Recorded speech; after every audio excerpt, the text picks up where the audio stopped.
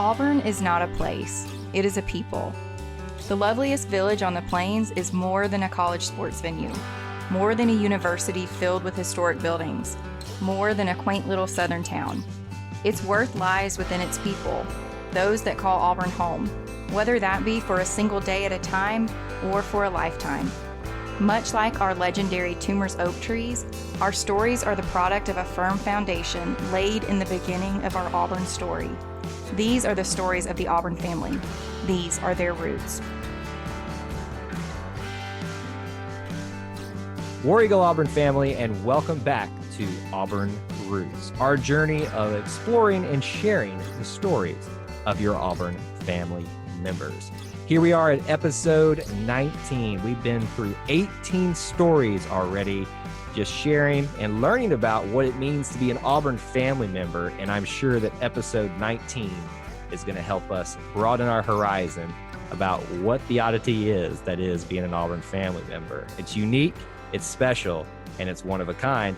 And I'm sure that my guest today on episode 19 is going to make sure to do justice with all the great other guests that we've had here thus far. So let me introduce, without any further ado, my next guest, Miss Kim Trimble. Kim, War Eagle, and welcome.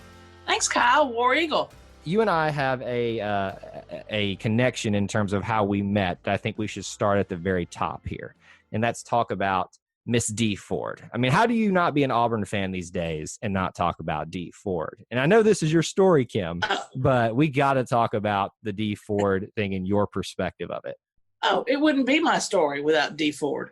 She's just an amazing person, and her story is just incredible. And every time I find someone that doesn't know about it, I enjoy telling them, and then just telling how great she is and how I'm so thankful to be her friend and part of her Auburn family.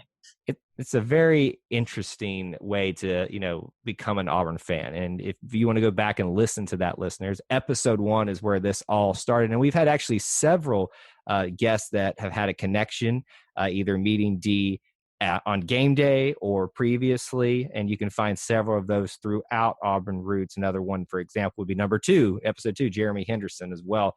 But a lot of us met each other through D Ford. And I think, Kim, the first time you and I possibly met each other officially and actually shook hands before coronavirus was at a house party that she had after a game day, I believe. Is that the first time we actually met? Was it the one where she came in for the summer, when she came in for Clint and Autumn's wedding?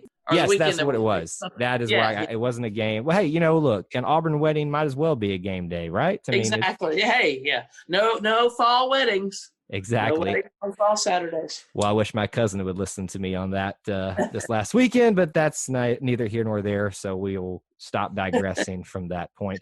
But it was great to see all of us come together and obviously get to connect within our Auburn fandom, but around D Ford. And I'm thankful, obviously, for her and her story, but I'm also thankful for the people that she has allowed me to learn about and now get to continue growing in a friendship with. And I've seen Kim and met Kim at Tiger walks and things like that around campus.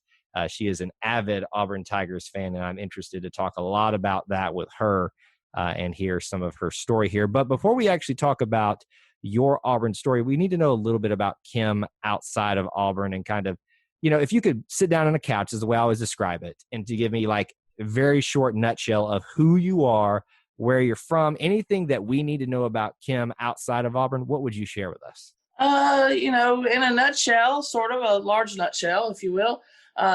Born in Mississippi the day after Hurricane Camille, so we're brought on by barometric pressure.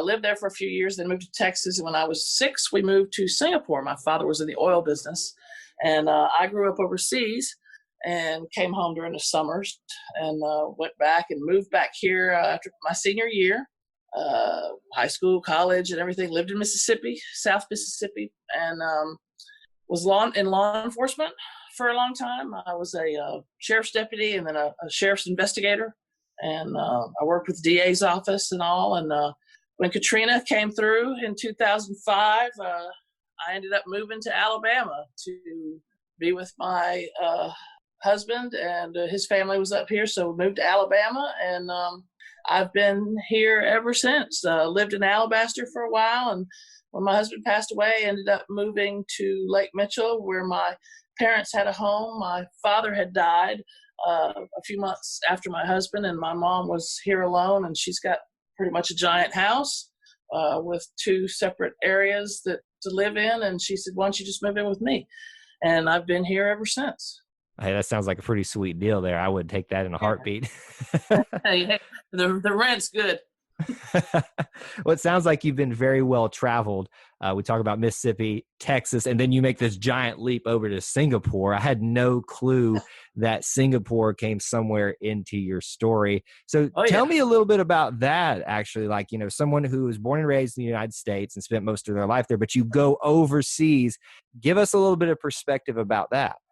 I highly recommend, if you are ever in a position where you can travel overseas, live overseas, take a job, or go to school overseas, do it. It will give your life a dimension that there's not enough money to ever pay for it. I moved over there when I was a kid, so I started school there.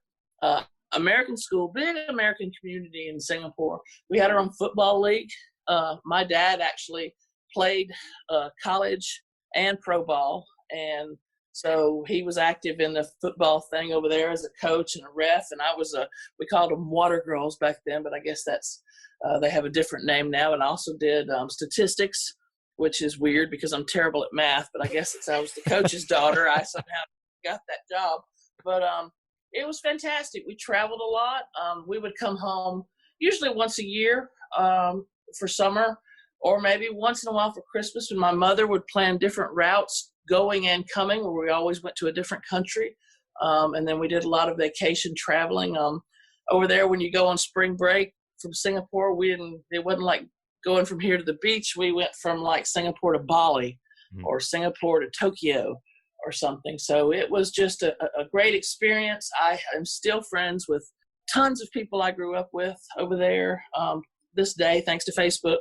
And just love the whole culture of other countries, and am fascinated with travel and everything else because of that. And I think it kind of makes you a more well-rounded person and open to new experiences. I know it definitely made me more confident and more willing to do things alone, as I would often have to fly by myself and just stuff like that. It's just a terrific experience, and I wouldn't trade it for the world. And I'd give anything to go back, but I don't know if I'll ever make it back.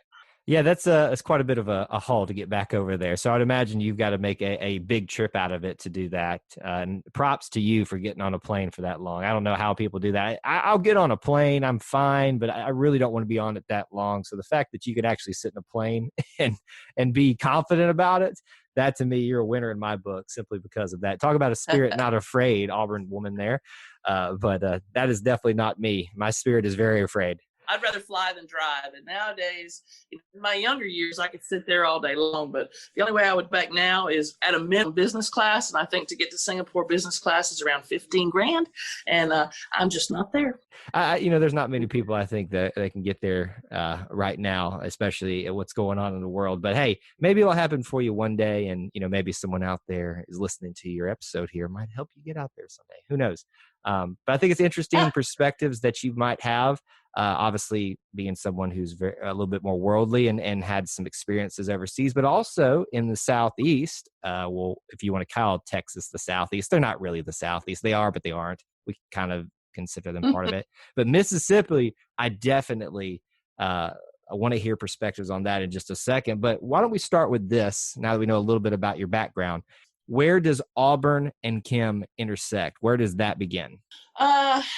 Probably from when I was very young. My mother's family is from the Opelika area. My great-grandparents actually worked at the mill there in Opelika. And my grandmother was born there. So when I was a kid and I came home to Alabama, sometimes we went down there. And of course, Auburn was always, present because they were big Auburn fans. My mother's family here in this area were all mostly Alabama fans. And then, of course, my father and my grandfather both went to Ole Miss. So that was kind of, I was like torn between Ole Miss and Auburn, but Auburn finally won out.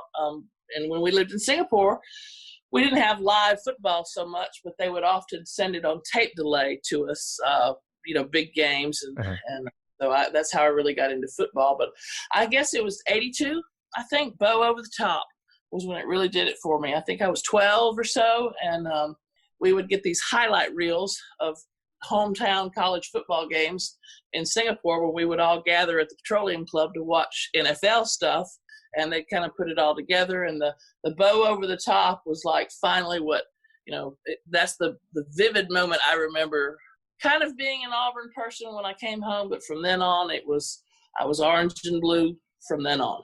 That's quite a moment to have it solidify for you. And, Auburn's had great moments over the year. Obviously, a lot recently. Kick Six, Prayer and Jordan Hare, Final Four appearance for Auburn. We won't talk about Virginia double dribbling because I know that's a sore spot for people. But that's an incredible moment that you look back to and say, I remember where I was when I watched this and the feeling that I got, not just because I'm a sports fan, not just because I'm an Auburn fan, but because I felt that connection with all those people there, even though you're just watching it, like you're not even there, maybe. That's an awesome moment. And what do you remember most about that game? Really, honestly, just kind of Bow Over the Top because it was just clips at the time. But as I got older and, thanks to the internet and ESPN, I was able to actually watch just about the whole game on the classics. When the classics came on and through YouTube and stuff.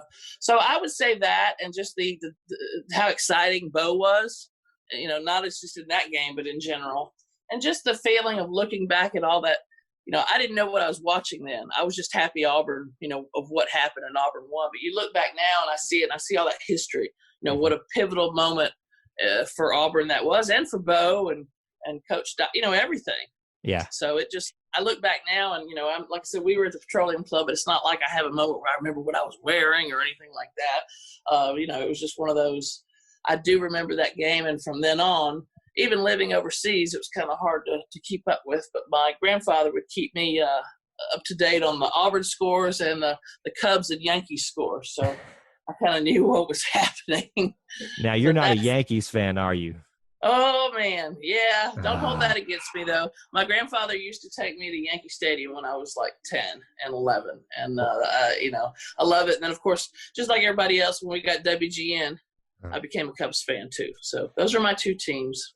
Well, that'll wrap us up here. I'm just kidding. I'm an Atlanta Braves fan, so anytime I hear the Yankees, that gets a little sore spot there. I know. Don't ask me how I feel about the Falcons either. We probably could go all day about that type of stuff if we got into other things outside of Auburn there, and I kind of opened that door for us.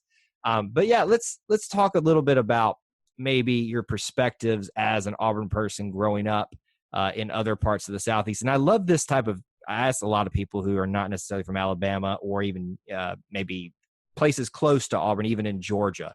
But what was your perspective in Mississippi of Auburn? Was it any different, or did you just kind of like look at it from a different point of view there? What's Mississippi and Auburn fan? What is that kind of like? I was surrounded by LSU and Ole Miss people. And Starkville people, which Ole Miss people I didn't mind. They're my people. And Starkville people, I don't mind them either because I have some great, Starkville friends. The LSU folks, though, I love them, but I don't like their team. But it was weird to be an Auburn fan back then, especially, pre-internet and everything, before you could actually, you got the paper in a physical form. You couldn't get online and read about what was happening in Auburn.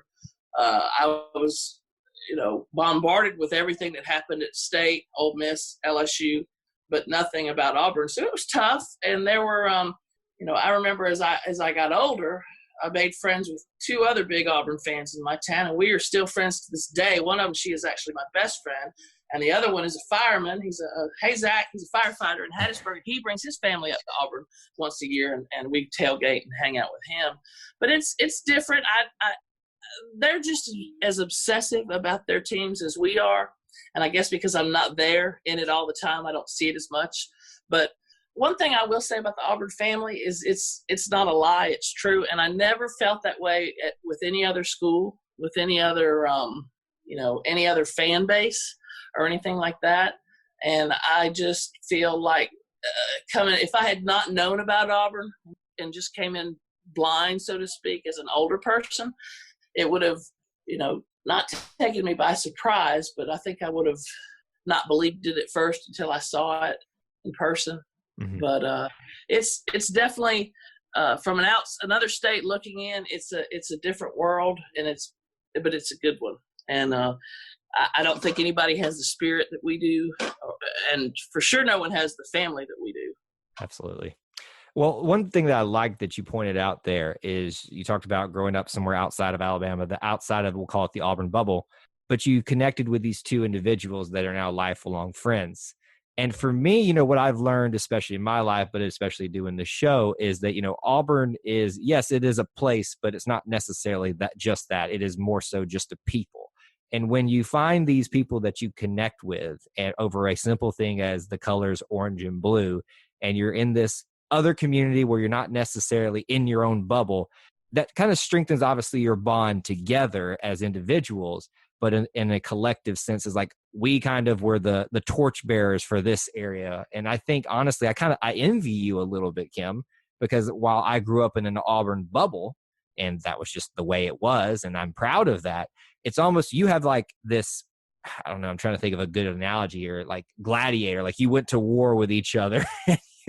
We're just out there on an island in Mississippi, amongst all the corn dogs and all the I'm gonna get mean if I keep talking about other fan bases. No, because I've got a story or two if you want to hear it about some corn dogs. Let's hear it. Well, some of them I really love, and some of them, of course, I'm close friends with, and will be till the day we all die. Not just because of nothing to do with football, but just because we're pals. But it does help. One guy in particular, when I worked for the county, I had a unmarked car, and we kind of had things on it, so even though it screams police, you can tell. And I had an Auburn tag on the front of mine, and an Auburn license plate holder. And somebody came into my office one day and they said, "Oh yeah, I think LSU had just beaten us again." This was back, pre-Katrina. And they said, "I see you've turned to the other Tigers." I said, "What are you talking about?" They said, "That LSU tag on your car." I said, "What?" And I went out there, and I knew who did it immediately when I saw it. This friend had taken my Auburn tag off of my car and put an LSU tag on the front and back. And he had also gone to my house, I guess that same weekend. I forget what year it was, but it was a season that they picked us to win the national or the SEC or the national championship. Like, this is pre-2005 now. Remember, this is pre a lot of internet, people that pick stuff, whatever the word is. And my Auburn flag was hanging upside down because we were 0-3. And, the upside down flag is an international symbol of distress. Mm-hmm. So this LSU person hung my Auburn flag on my home and desecrated my car with LSU stuff. But I still love them. And that's part of what you got living in Mississippi. I had another friend, when Mississippi State beat us, she sent me 6 black roses with a sympathy card. Wow. Yeah. So it's, I proudly wore my Auburn stuff on Bourbon Street and down to New Orleans and, all around Mississippi. And once in a while, I'd get a random War Eagle. Most of the times I got, Go Dogs, Hotty Toddy, and whatever the LSU people say. Yeah, who knows what they say. I mean, there's so much, voodoo that goes into whatever they do. Who knows what it is? It's probably something really freaky that we don't even want to talk about. That's something I always forget, when we think of a state. You obviously brought up Mississippi. First our mind goes to Ole Miss, Mississippi State. Maybe it goes to Southern Miss, but in that area that you're from, LSU is so prevalent. And I talked to a lot of people about who's Auburn's biggest rival in their eyes. And obviously your mind goes to Alabama, but you'd be surprised where I'm from currently in Georgia. There are Auburn fans here that swear they would rather beat Georgia than Alabama. So my question is to you, is it that way for you with LSU and your history with them? Would you rather beat LSU than Georgia or Alabama? No, because actually I don't really mind LSU because I have Cajun roots, Louisiana roots with my dad, my grandfather, several of my relatives, and none of them went to LSU, but I really don't mind it because I know so many good LSU people, and then, of course, the food's great. Louisiana is just usually great in general, except for that corn dog smell around Baton Rouge. So no, my I hate to use the word hatred. That's such a strong word, but my um, Disdain. yes, disdain. Thank you. My disdain for Georgia and Alabama outweigh that, and I would rather beat them any day of the week versus LSU. Let's put it this way: I have some purple and yellow clothing in my closet. Kyle, there's not one piece of red clothing in my closet. Red, crimson, maroon, you name it. It is not in this house if I can help it. I won't even drink out of a red Solo cup if there's a different option. I don't know that there actually is a different color out there, but I'm glad to see that you're so committed to the cause on that. And I've actually heard a lot of people kind of try to make their peace with the whole Auburn LSU rivalry, and it is a rivalry. But I mean, there's just nothing outside of Auburn and Alabama, and then Auburn and Georgia. I mean, the history there is just massive, and I think the Auburn LSU rivalry is special and it's unique. And obviously, we're riding high with what just happened in the series. We're currently having our widest margin of victory ever. That was so sweet to see happen. Oh, it was great. And I will add one thing. I've never had a bad time at LSU. I've always had a great time. People have been wonderful. Fantastic. I can honestly say I've never had a really good time in Tuscaloosa or Athens. So that also, that is also something. I swore I'd never go to the last two again, and thus far I have kept my promise to myself. Now, LSU, when I get the chance, I do like to go down there because it affords us an opportunity to spend a couple extra days in New Orleans. And also, if the Saints are playing that Sunday after our game on Saturday, I'm definitely going to be there. So you are just all in on that whole part of the country right there. The LSU friends, you're New Orleans fan, you frequent down there a lot. So you are just a person of that part of the Southeast, which I love to hear perspectives on. Let me ask you this about Mississippi. I keep talking about that a lot, but I haven't got the chance to actually talk to someone who has a lot of experience in Mississippi. Ole Miss and Mississippi State from an Auburn perspective. What's the dynamic there? Who's the king? Because to me, it flips back and forth. But since you actually live there, who do you think is the more dominant program? To me, it's Ole Miss just because of history-wise, and plus, I kind of lean towards them a little bit because Daddy and Granddaddy both played there, and then of course Archie, who is my all-time, favorite player ever besides my father. So I would say Ole Miss for me, but it comes and goes. It's never been like Alabama where they or other Notre Dame, whoever, that have these strong runs for years and years. And very rarely are Ole Miss and Mississippi State good at one time. They always, one of them stinks, one of them's decent, one of them's decent, one of them stinks, or they both suck. There's never a happy medium. But I would give Ole Miss the edge. Just, I don't know. I don't know if it's just because of traditions or what, but you never know what's going to happen. I mean, you got Kiffin and Leach at them now, so they may be about to in a couple of years start on some sort of run. Mississippi went from literally the bottom of college football to the most interesting state in college football in the matter of one season, and I love every bit of it. Definitely. And then you got to look at Mississippi too. We didn't have pro sports. We were an hour from New Orleans, so we had the Saints, we had the Jazz, but we had no baseball, in Louisiana. We had pro football and pro basketball an hour away. And so that's kind of where, your pro tendencies led to, and your college tendencies, if you were from Mississippi, were Ole Miss, Southern, or State. So I just luckily happened to be, Auburn. So that's how that worked out for me. Yeah, I would say Alabama and Mississippi have some very similar things in that happen. Obviously, very strong in the collegiate athletics when you're not directly connected to a pro sports team. Obviously, where you were down in that part of Mississippi, you had a little bit of a closeness to some professional sports. But I think there's probably some similarities that you're describing currently with that. Let's talk about, I'm just interested, law enforcement. And you've already kind of mentioned some camaraderie, we'll call it, that you had with some other rivals that were on the force with you. But what about, obviously, whatever you can share that you feel comfortable sharing. Do you have any run-ins with people that you were assisting or taking in that were fans of a certain team? Anything like that ever happen? Not really so much back when I was doing that full time on the road or on the road, not really in investigations. Now we would once in a while, but down there, it seems like the proclivity for people in Mississippi and other states to jump on the Alabama bandwagon. Didn't start till they really started winning a lot. Now, there were some dieharders back in the 80s and so with the Bear and 70s and 80s, and there were some diehard Bama fans then, but I never really had an issue, and it just wasn't ever that I could think of something that came up. I mean, I certainly didn't arrest someone just because they had a Georgia or an Alabama hat on. Of course not. Yeah. Even though now, when Live PD was on, that used to be a drinking game we would play. If you saw a Bama hat, you took a shot, and that was about at least 5 or 6 per episode. And here's the thing is, I bet you took more shots than they had teeth in their mouth too. That's definitely.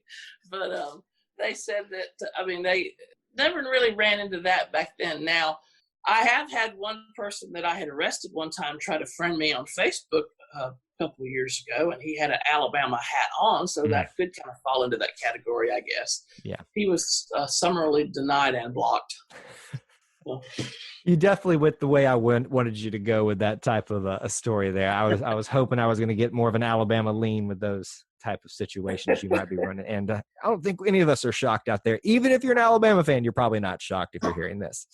I want to hear a little bit about early childhood. You said your family had these Auburn ties.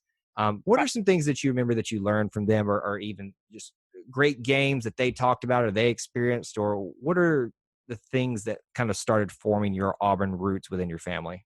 Well, I guess, just coming back from overseas in the summer, I didn't really, remember too much about any of it until I got a little bit older. And then, of course, the bow over the top thing. And my dad took me to my first, Iron Bowl when we moved back from Singapore. And gosh, this is 1985, like 40 years ago, or 30-something years ago, 35 years ago. So at the, when it was at Legion Field, and I just, remember that. But there's not a lot of big, giant football fans in my family on my mom's side as much as there was on my father's side.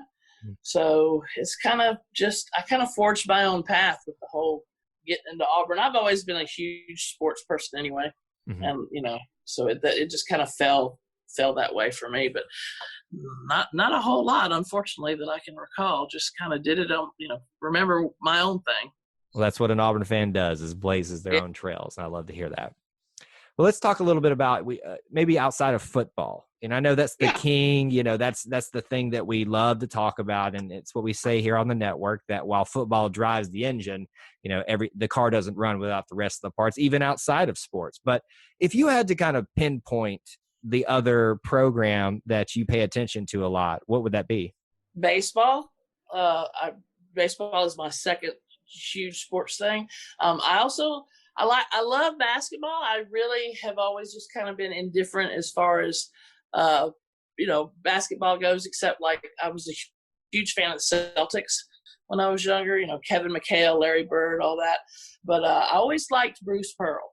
And so I was kind of about Auburn basketball. I'd watch it if it was on or something. But when we hired Bruce Pearl, I kind of went all in, got season tickets and really got into basketball. And even now, if something, Bruce retires or something happens, we get a different coach, I would still support him because I've learned, how good it can be and how much I do like it. But I would say baseball is probably right next to football.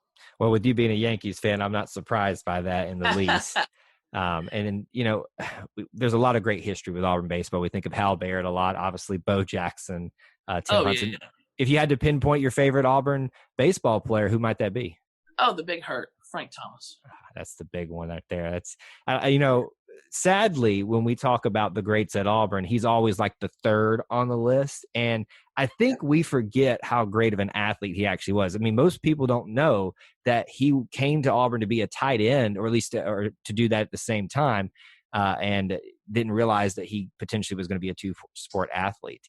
So he's an incredible athlete. And if I believe you mentioned with watching WGN, he played on the White Sox, I believe, at the time too. Is that correct? He did, and that kind of hurt my heart a little bit, kind of like when Bo went there, because I'm a big Cubs fan, and but because my second favorite other player would be David Ross, of course, who is now the new Cubs manager. It's just all lining up for you right now, isn't it? Oh yeah, the stars are aligning. So yeah, it's great to see him succeeding so well. at the major league level as a player, obviously. And I'm very fond of David Ross as well. But I think he's an awesome representative of Auburn. So the fact that you get to cheer for him is pretty awesome. What do you think makes him such a great coach? I think because he's, just to be a good coach, you had to have been a player. I think you had to have played to understand the game. And sometimes you have great coaches that didn't play, but I think he knows how to connect with the guys. He's had his big moments. He's had his small moments. He had to work to get where he is. Even, playing when he was in the show, so to speak, he was playing. I just think that his personality just makes for a great leader, and the guys want to follow him. Yeah, I think that's another, I'm not trying to like pigeonhole what an Auburn person is, but I think his story kind of fits that, where he wasn't the biggest, the best out there, but he found a way to be the biggest and the best in a certain area. And that a lot of that is motivation, being the go-to guy in certain situations. It's a lot of that, we call it the blue collar mentality. We get forgotten a lot, but at the moment when you need us, we're there. And I think that's a lot that goes with the Auburn story. If I'm making a kind of a roundabout way, kind of get back to another part of your story, you talked a lot about your family being in the oil industry. And I don't know if this is a bit of a step out here, but I would consider that a blue collar role. Is that kind of a fair assessment? Oh, for sure. Yeah, definitely. And do you think that kind of fed into your connection with Auburn at all? Maybe. I don't know. My dad was an engineer. So, he was the one designing, and he actually designed the world's largest jack-up oil rig back in the 70s. So he wasn't really, he wasn't a roughneck and all that stuff. But my family in Opelika, they worked in the mills, and, I had an uncle that was a police officer, and definitely blue-collar job. So, yeah, I think so, too.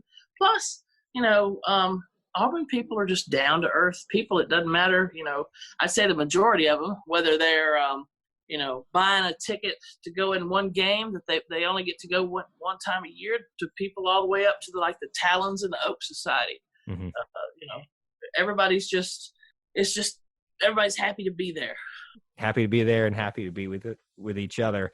And there's no better place to come together than on Auburn's campus. So Kim, imagine I was not an Auburn fan, and you're going to take me around campus. Oh my. Tell me, just briefly, where are you taking me and why? Okay. Obviously, I'm going to take you to the iconic spots around campus. The Sanford Hall, the Clock Tower, all down around, I guess downtown technically isn't campus, but definitely walk around downtown. Toomer's Corner, the older parts, the older buildings, the green space with the stadium, walk around the stadium and show you all the statues and tell you the story behind each one. Show you the baseball. Go up to the fourth floor of the parking deck. Show you where we watch the baseball games from. Sometimes if we're not inside, the football stadium, obviously, athletics, just anywhere. The whole campus is beautiful. The Arboretum is just, take you for a walk through the Arboretum, maybe, take some lunch in there, and just show you around the iconic spots of campus that I love. We used to tailgate on Sanford Lawn, but since we've, kind of moved over to a little area away from this, kind of closer to the stadium, I don't get over there as much as I'd like to. But those are definitely the spots I would show, on campus, that I would show everybody, kind of tell stories, based on each one. Go to the office next to Sanford Hall. I can't think of the name of it. It has the original Eagles that were at Toomer's Corner. The arena. I wish the Eagle was still outside the old arena where, people could see it. Yep. But you can find that now, right? Yeah. Over the softball field. Yeah. Softball fields. Yeah.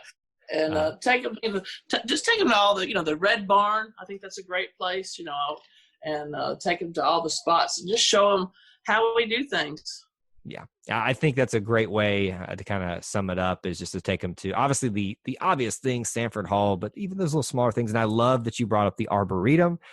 Being a nature guy, I actually work in the environmental industry as my day job, and I loved that Arboretum. I think that's the thing about Auburn that, as I get older, continues to make it easier for me to sell it to people is, yeah, I can show you this giant arena over here, this giant stadium, or even this giant tower on campus. But let me take you over here to this, little quaint section, the Arboretum, where obviously it's more academic in nature. It's where a lot of the classes will do some of their work, botany and such of that.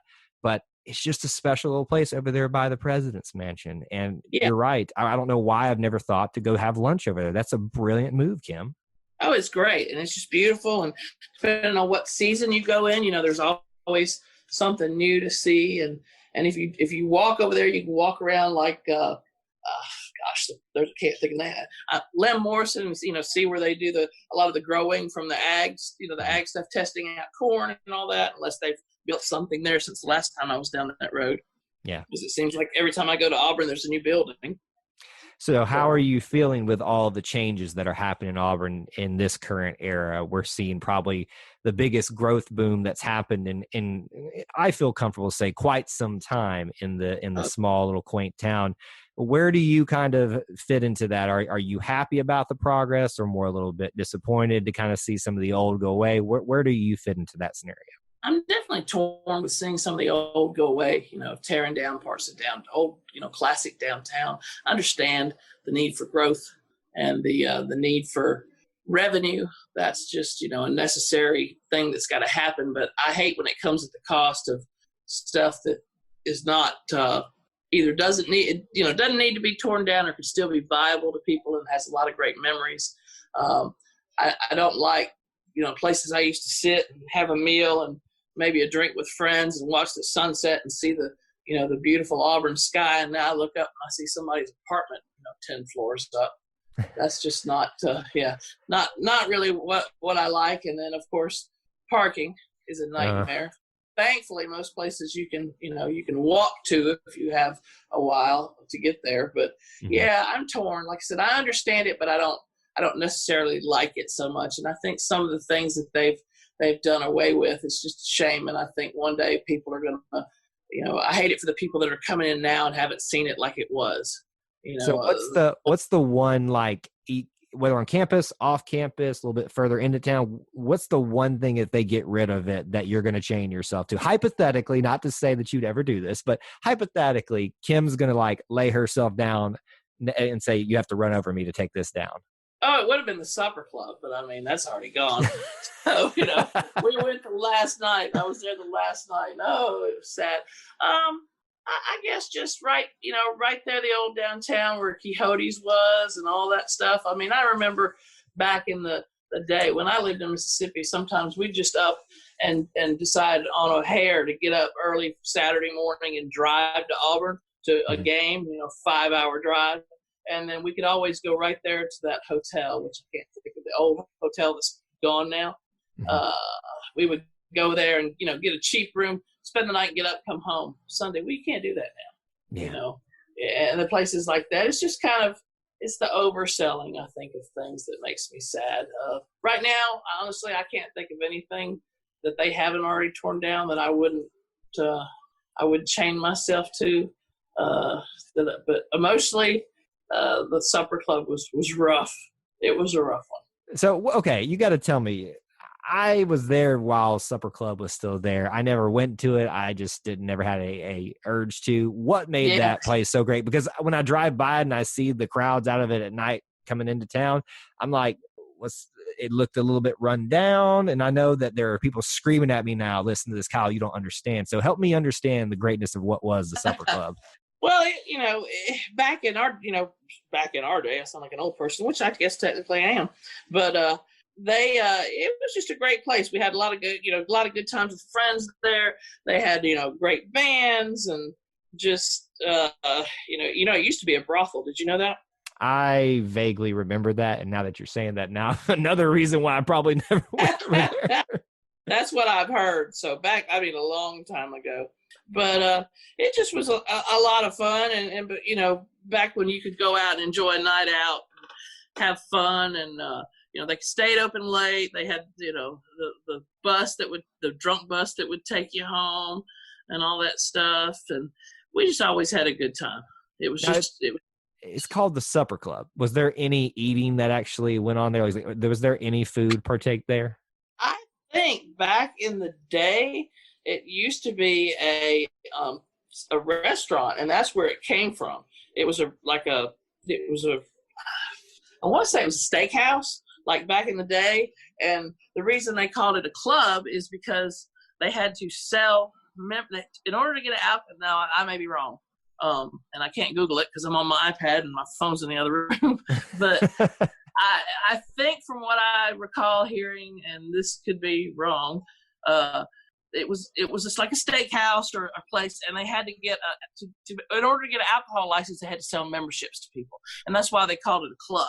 The supper club part was because they had steaks, and then, certain states, I think even Georgia, up until recently, if you wanted to have a private place open on Sunday and sell alcohol in some places, you had to make it a club and sell memberships. I know the Floribama used to do that. So. Well, now I know the history and the reason why and I'm sure that I probably heard that story before, but I always like to hear it from the eyes of someone that was fond of it, because honestly, I just drove past it every time and I was like, what is the big deal over there?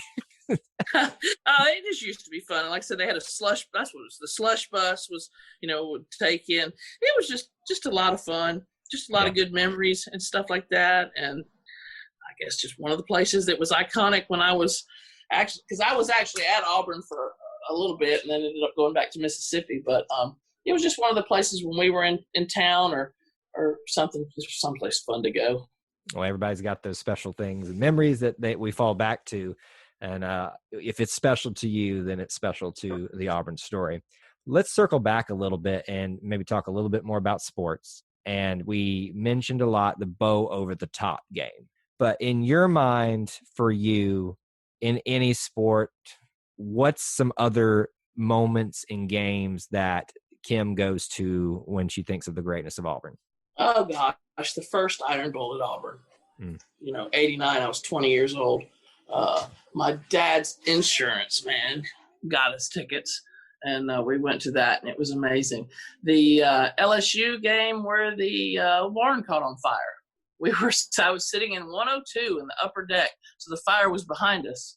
And I remember the announcer saying something about if you have vehicles or cars parked, in near here, you need to go remove them. And nobody was leaving. And the fire was raging on, and you could smell the smoke and hear the crackling, and the game was still playing. It was surreal. There was another game. I don't even remember what it was. There was a referee, and there was a fumble. And you know how they, before everybody wore their little headsets or whatever, before we had the Jumbotron, you could pretty much hear the referees over the PA calling out the play. And the man said, "The ball come loose on the 15-yard line." And for years, myself and all my friends, if we dropped something, we'd say it come loose. And that happened because of an Auburn game. But those games, then, of course, how can you not mention the Iron Bowl, the comeback, the national championship in 2010 with Lutzy. I'd rather not mention the game in 2013 in California. That's a little painful for all. Yeah, we don't of have us. to talk about that. Don't do that to yourself. Yeah, and and then even last year's Iron Bowl was just amazing because as usual, no one ever gives us a chance. And then that freak thing happening with the extra guy on the field, and it was like, surprise, we won. Was it a freak thing though, or was it brilliant by Gus Malzahn? Well, obviously it was brilliant. But hey, I don't know. All I know is thank goodness it happened. And gee whiz, I hope something like that happens Saturday. We'll see what happens. You never can tell in the Iron Bowl. That's what I never know. Yeah.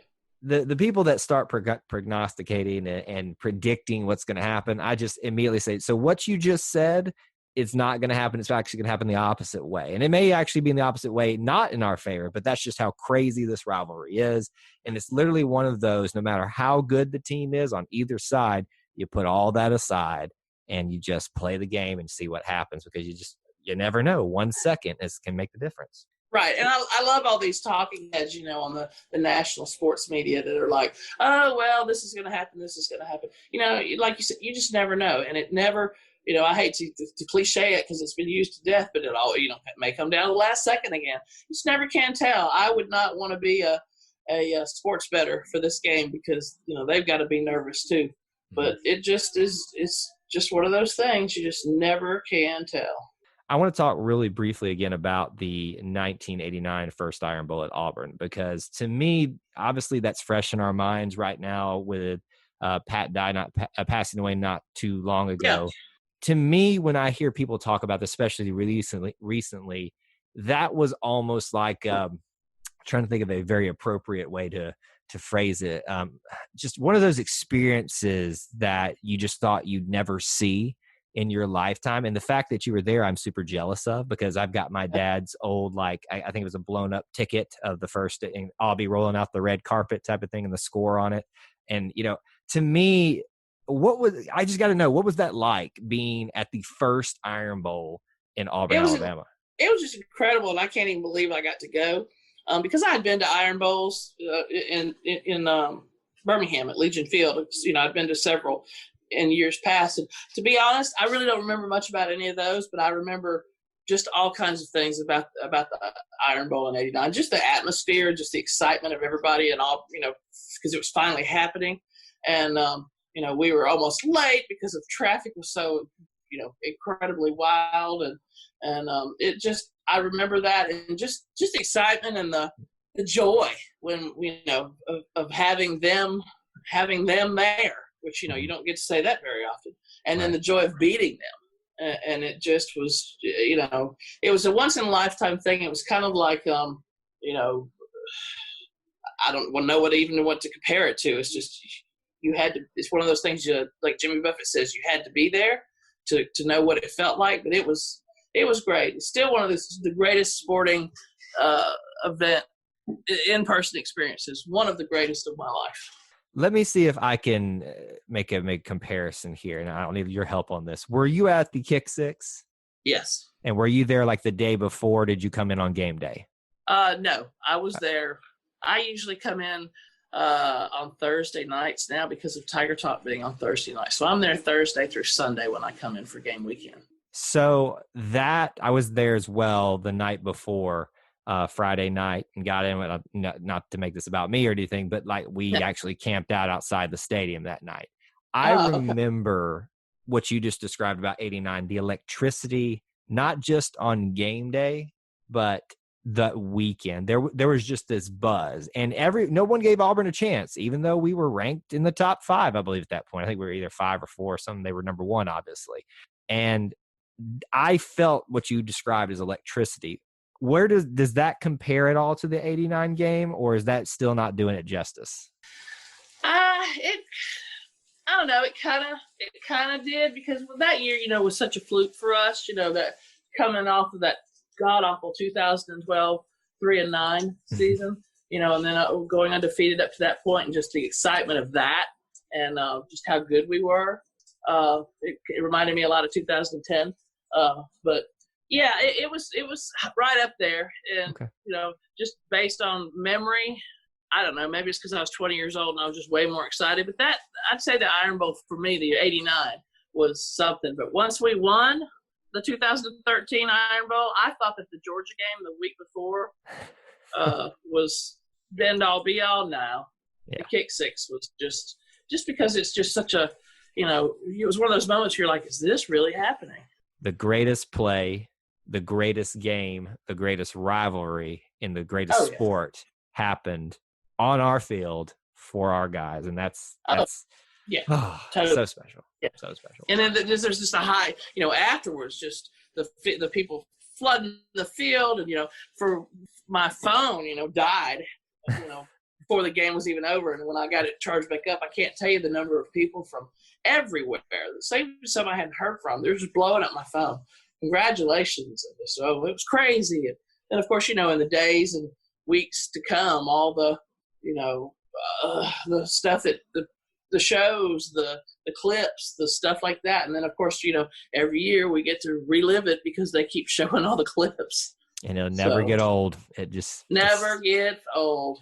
It's one of those things that just gets better with time. Definitely. How about this, Kim? We have a little questionnaire Auburn business to take care of. However, though, one of the things that I know about you, Kim, is that you're a big fan of Tiger Talk going into town earlier in the week to be there and be part of it. And you might have a propensity to be able to get that first question in. So how did you get that honor? I'm really not sure how it happened. I guess it was kind of organic. I was Tiger Talk at one time was on a Monday, and they switched it. It was on Thursday, then it was on Monday, then they switched it back to Thursday. And I'm not sure. I think Rod just I asked the first question once or twice, and then it just kind of became a thing. And Herb, Dr. Herb that sits next to me usually when we're at Baumhauer's for Tiger Talk, he gets the second question usually. And when it's in the studio, I would email it in, and I've just somehow for the last 5 or 6 seasons been lucky enough that they let me have the first question. And it's tough coming up with those questions, though. Whew. I was about to ask, because so now you're basically asked to perform every single time. So if you start us off wrong, Kim, then I think we can honestly blame you if we lose, because you got to start it off on the right foot. Well, I would often go up and run them by Rod and now Andy just to say, hey, this is my question. What do you think? Because I always try to ask something that they can lead into something else with. Right. And sometimes I try to make it offensive oriented, since Gus is, offensive guy. And sometimes I make it defensive, and sometimes I try and throw a curveball in there. But it's tough because, he has the presser after the game, and then he has the Tuesday press conference, then he has the SEC coaches conference, and all these questions. And, he answers most of them. So trying to come up with one is tough. And I actually kind of have to do a little research if one just doesn't fly off the top of my head. So I enjoy it, though. I think it's great. And I love the people at Auburn Sports Network. They're all great. Rod was just fantastic. I just loved him to death. And I love Andy and Brad Law and all the folks that work there. Just really took me in and made me part of the Tiger Talk family. And I really enjoy it. And I'm thankful for that. The Auburn family is a collective, but within that are the even more special, smaller little units and families that seem to come together, whether that's the Auburn Sports Network little family, and then their collective outside of that with the people that regularly attend, like you. And then you've got stories that go beyond that. Everybody's got a unique story. If I met this person here, you met some people in a small place in Mississippi, and you're now lifelong friends. And I think that's the beauty of the Auburn story, is that we find each other and we latch on to each other. And I think that's probably what makes the Auburn family so special. Exactly. There's an Auburn bar in New York City, and normally every summer I go to New York, spend about a week there. Didn't make it this year. Try and catch some Yankees games and stuff. And there's a St. Pat's bar is the Auburn bar in New York, and I know several people there. And it's amazing how you'll just be walking down the street with an Auburn shirt or something on and hear a War Eagle there. Or like I was going to Costa Rica several years ago and had an Auburn shirt on in the airport in San Jose and got a War Eagle at the baggage claim. It's nuts. We're everywhere. I would say we're like cockroaches, but I usually use that for comparison to Alabama fans. So, we're like stars. I like it. I like the better comparison there. I'm hoping that we don't come across cockroaches. But that does remind me, I should ask you, you mentioned War Eagle moments. Did you ever have one in Singapore? No, back then we didn't have all the branded clothing and all that kind of stuff we do now. I do have an old picture somewhere of me in an Auburn shirt there, but no, I don't ever recall that. It was the oil business is rife with Texans and Louisiana people, and so there was a lot of Longhorns, a lot of Aggies, a lot of Tigers, and so a lot of Okies, Oklahoma folks. So not a whole lot of Auburn people over there to kind of share our joy with. Well, the good thing is that you would have been a star amongst a bunch of cockroaches, even though they weren't Alabama fans. That's right. Well, that's great. You've had a very unique story here, and it's still going to be continuing. But before we close out the episode tonight, we got to talk through the not so rapid fire Auburn questions. I have 12 of these for you, Kim, that I want to run through. This or that type of questions, or pick your favorite this. And feel free to explain your answer if you feel like it needs explained. Some people seem to think that it does. But we'll start right here with question number 1. Orange or blue? Blue. Any particular reason why? No, Okay. I just like it better. That's Yankees. fine. No. Blue Cubs, blue Yankees, blue Auburn. I had a feeling that if I pushed you enough, I thought I could get Yankees back out of you. On that one. Always. Question 2. Pick your side, Aubie or War Eagle. Oh, Aubie. Aubie's so soft and gives great hugs. I don't think I've had somebody reference the hugs as the reason why they picked Aubie, but hey, it works. And you're right. He is the best hugger. It's not a game weekend without an Aubie hug. Of course it's not. Question 3, your favorite part of the Auburn fight song. So a favorite word, a favorite phrase, but when you think of the Auburn fight song, you think of this part of it. Give him hell, stand up and yell. Hey, I like that part. No one's picked that one yet. That's a good one. Question 4, might be an easy one, maybe not. Your favorite Auburn athletics program. Football. Okay. Question 5, your favorite Auburn athlete. Oh, current or previous? If you could only pick one Auburn athlete of all time so far. Wow. Hurt some feelings on this one, aren't you? Yeah, see, I'm trying to be diplomatic here in case I ever run for office. I could say Bo, even though he is one of my favorites, but heck, who am I kidding? Bo Jackson. I knew you were going to work your way back to that one. I was sitting here timing to see how long it took you to get back to that one. I'm trying not to hurt anybody. I don't want to hurt anybody's feelings, but no, Bo for sure. And then there's so many though; it's hard to pick.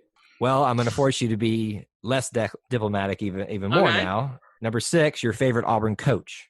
Oh, gee, I'm sure that's not difficult. Gus. There you go. I love it. Gus Malzahn. What's your favorite thing about Coach Malzahn? I just really, I liked him when he was here as our offensive coordinator. And when he came back, honestly, my favorite thing about Gus is Christy. I just love her. She's just awesome.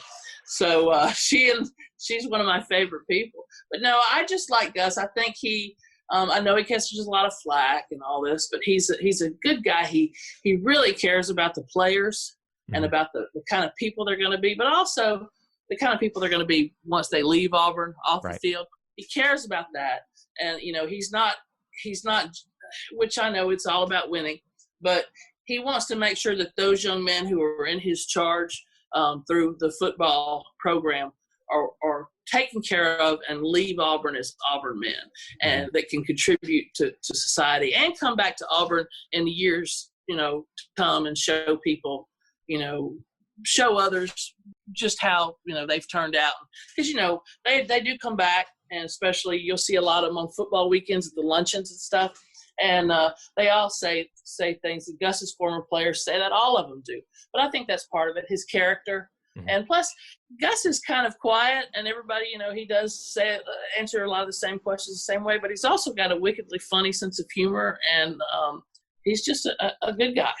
That's starting to come out more as he's been here longer, and I'm starting to love it, especially just some of his – you got to catch him really closely, some of his little backhanded comments that I think a lot of people miss. And they're not meant mean, but it's just like you said, he's got a sense of humor that's slowly starting to come out as he gets a little bit more tenured and probably a little bit more confident. Oh, no doubt. And, last year there was a few times he said a few things, and I was calling him Salty Gus. And I wish he would show that side of his personality more. Hopefully we'll get to see that many more years, and we'll get many more Gus moments to talk about. Question 7, your favorite Auburn person that is not an athletics person. So this can be anything from a friend, a celebrity, a professor you met at Auburn while when you were visiting or whatever. But if I say my favorite Auburn person outside of sports, who is that? All of my Auburn friends. Now I'm going to push you to pick one. I'm going to force you to not be diplomatic now. Outside of sports? Like they are directly not connected to the team as in like a coach, a player, athletic director. Oh gosh, I have so many friends. Don't think of it as favorite. Think of it as this is the person I don't that's want it on to my be a mind. popularity contest. Let's see.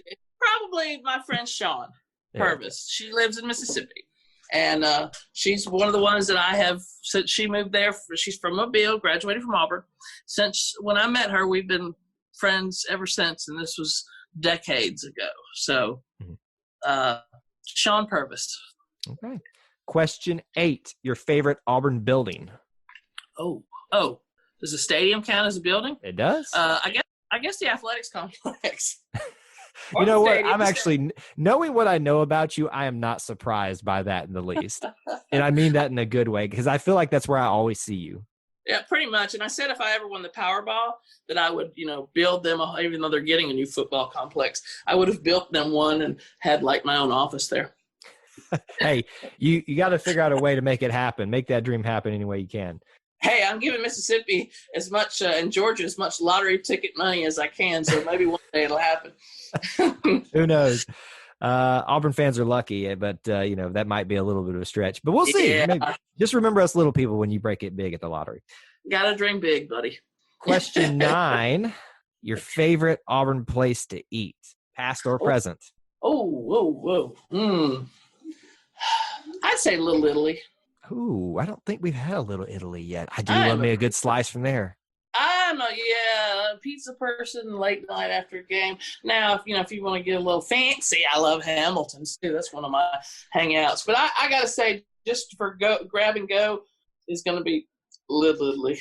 It's one of those Definitely. Auburn places that I think a lot of people forget about because it's obviously tucked away over there in, the middle of downtown. And everybody thinks of Mama Goldberg's. They think of whatever restaurants at the corner of wherever, a Vault and all that stuff used to be. Yeah. Everybody thinks of Blue Bagel, Mellow Mushroom, Cheeseburger. But Little Italy, that's a good one right there. Little Italy, man. I mean, you can't go wrong with a slice of pizza or a calzone and some cold beer. Question 10. Your favorite Auburn tradition. So this can be sports, non-sports, a weird personal tradition that you have for Auburn, but this is your favorite Auburn tradition.